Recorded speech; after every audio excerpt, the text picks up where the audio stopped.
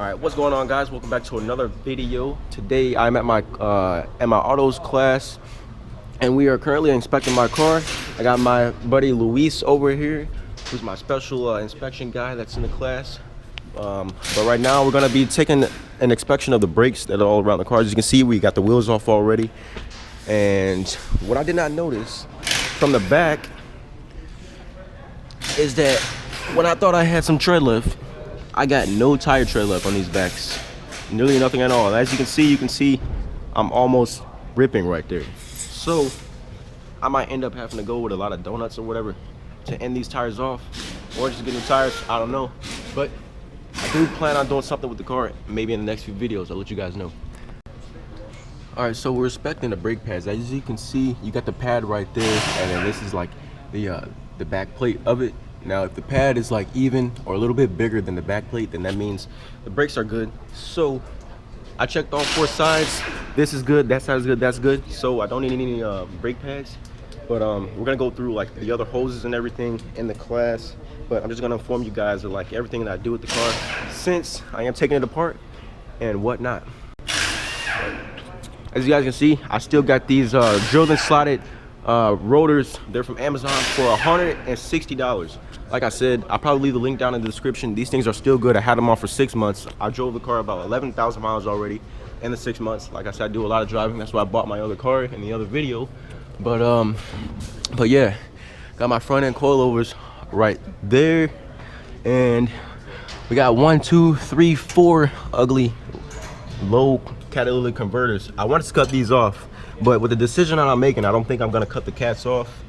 I might cut them off, maybe not, but it's November already, so I don't know like if it would be worth it to cut the catalytic converters off. I'm not gonna be driving the car as much, but I do want that sound, and I think a month of driving this car, like when winter's coming up, it'll be worth it. I don't know, but I definitely want to cut these 1-2s off. This one here with this one here. The SN 95 is like a 94 through 98. I'm pretty sure they have 3 or 6 catalytic converters. So they have 1, 2, 3 here, and then 1, 2, 3 here. But on the new Edge, we got 4, which is pretty stupid, but I don't know. But then yeah, coming from here, I got it going. I got a straight pipe all the way coming down here. I got no mufflers. I took those out, and the car sounds pretty good. Pitch perfect. So all right, guys, so when I got my coilovers in, I put them in, I got an alignment and everything. The guy told me I needed a new tie rod in, and I went on this side, and as you can see, move it, there's no play. We did it from there. There's like no play at all in here. But as we go to this side, we got a lot of play in this tie rod. It's been like probably like 5 months since I put my coilovers in, and the guy told me I need new tie rods, and I just ignored it, and I did not put no new tie rods in after all that drifting and everything. But now that I finally get to get under my car and see, man, I really do need another tie rod here. Thankfully, these things are not expensive, they're not hard to do, so I probably might do that soon and replace it, maybe in this class, maybe outside of class, I don't know. Depends on the flow of class, and you know, when we'll be able to get to like some suspension parts. I don't know if that's soon or not, but maybe you guys might see me replace this in my class. I might make a video of that, or outside of class. But I for sure definitely need a new tie rod right here. So good thing I saw that, and I'm aware of that right now, and that's the only thing that really needs to be done for the suspension. So good thing I found that.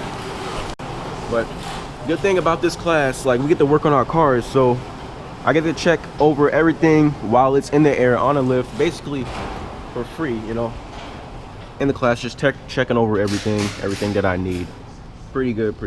But yeah. All right, also guys, I just found another thing. You know, every time I do a pull, you know, like going from first gear or second gear, as the car bounces back, I can hear like a little scraper noise. It sounds like a clutch or whatever, but it's not my clutch. I know it's under the exhaust somewhere, but now I just found out where this noise is coming from.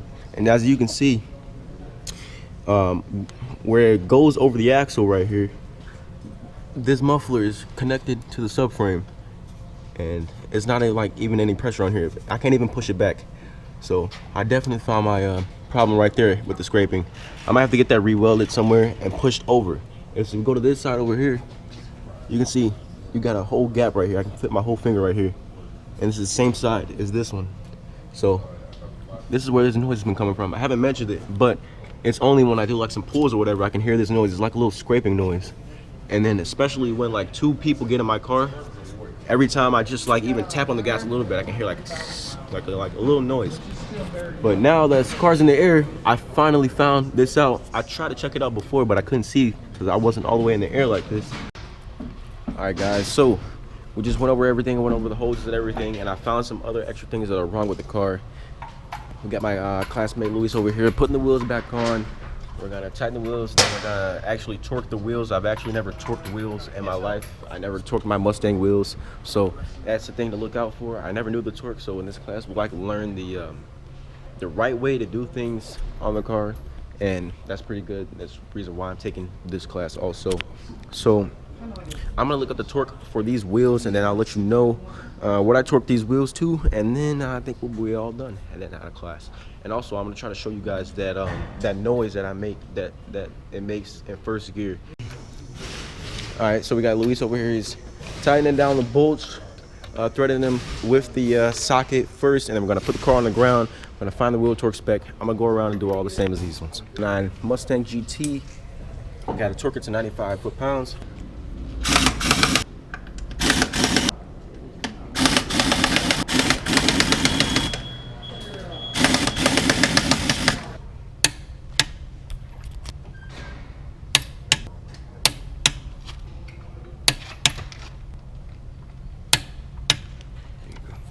So got the wheels set on the ground. We torqued all the wheels and everything.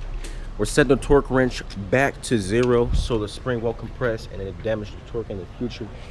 Just learned that from the professor also. But yeah, guys, we're done. I'm gonna take the car out. I'm done with class, so I'm gonna try to show you guys that noise that I hear in my car.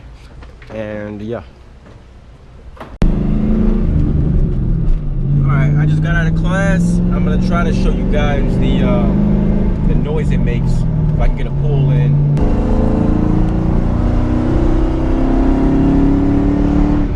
If you can hear it there, as I was accelerating, you can possibly hear the scraping a little bit. I hope that that's a problem. It most likely seems like that is a problem. But I'm gonna do another little pull, see if you guys can hear it.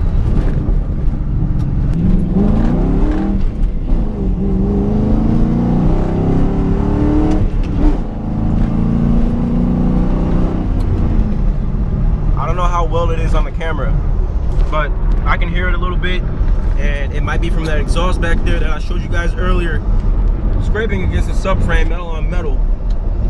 And that might be bad. Well, not too bad, but it might cause like a little leak if it keeps scraping and scraping and, you know, get a hole in the exhaust system. Maybe not, but that could be a possible thing that might happen. But yeah, that was just a quick little video since I was inspecting the car in the class. If you guys liked the video, leave a like button, subscribe to the channel if you are new to the channel. We got some car meets coming up this weekend, so we're gonna look out for that, see what comes up in that process. And yeah, guys, I'll see you next time. We gone.